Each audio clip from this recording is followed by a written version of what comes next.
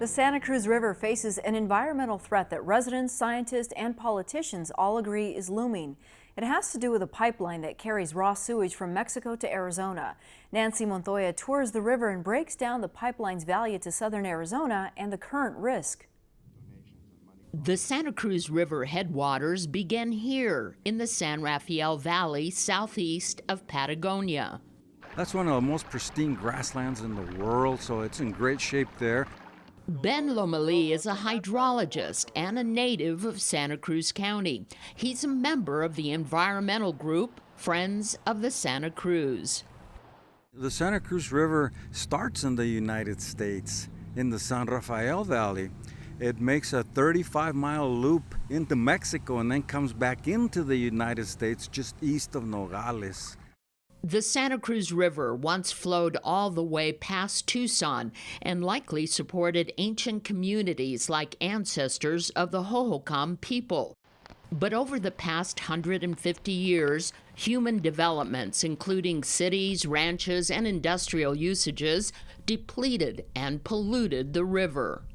The Santa Cruz is the lifeblood of our region. It's the foundation of our cultural heritage. Ecologist Claire Zugmeyer is with the Sonoran Institute, which is working with the Friends of the Santa Cruz River and other groups to save the Rio Santa Cruz. Today, the river's health is in peril. The cause? A 50-year-old pipeline carrying raw sewage from Nogales, Mexico, across the border, 9 miles north to a sewage treatment facility in Rio Rico, Arizona. While Mexico pays a nominal amount to treat the sewage, it's not the primary reason Arizona wants Mexico's human waste. John Kissinger is the deputy city manager for the city of Nogales. Majority of the content of sewage is water.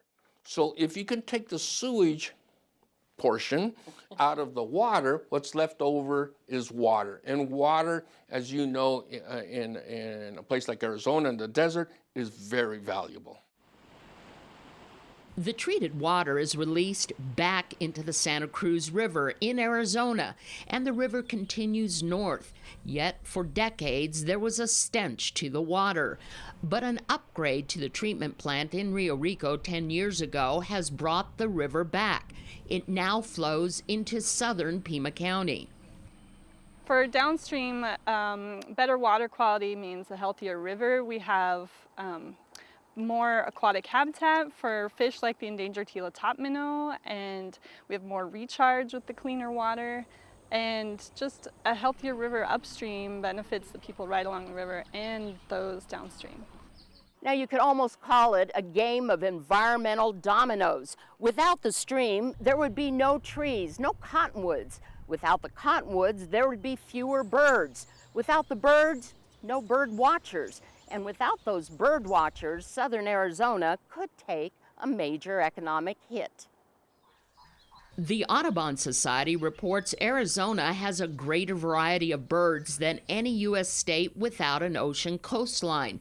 And some of the most rare birds are found in southern Arizona along the now vibrant Santa Cruz River. In 2016, Arizona Fish and Game reported $1.4 billion per year for the state, attributed to bird watchers from around the world.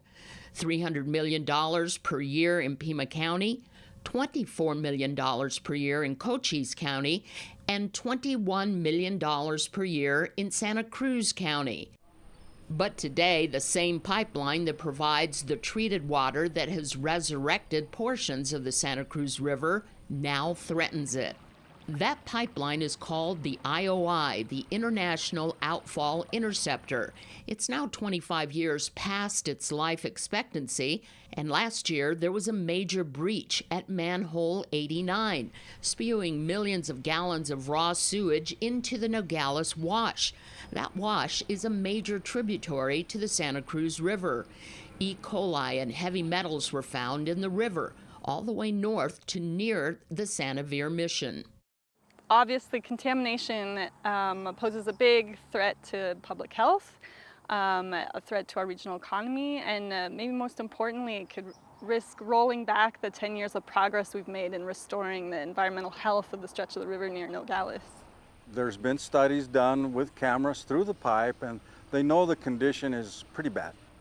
I'm walking on the concrete encasement of the trunk line of the IOI that connects manhole 86 with manhole 87, and this part is encased in concrete, so it's a little bit better protected than this part over here where the wash has migrated to and the pipeline is exposed.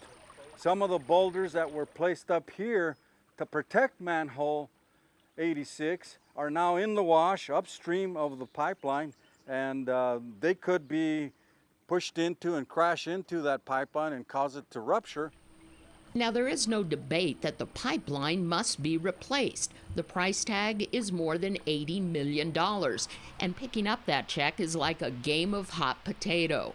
The federal government, through the International Boundary and Water Commission, wants the city of Nogales to pick up the tab.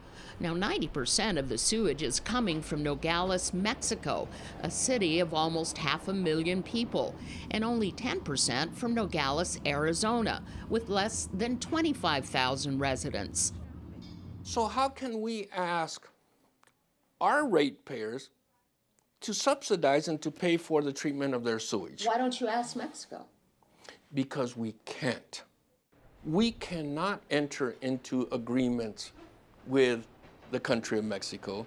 That responsibility and authority is only vested in the federal government.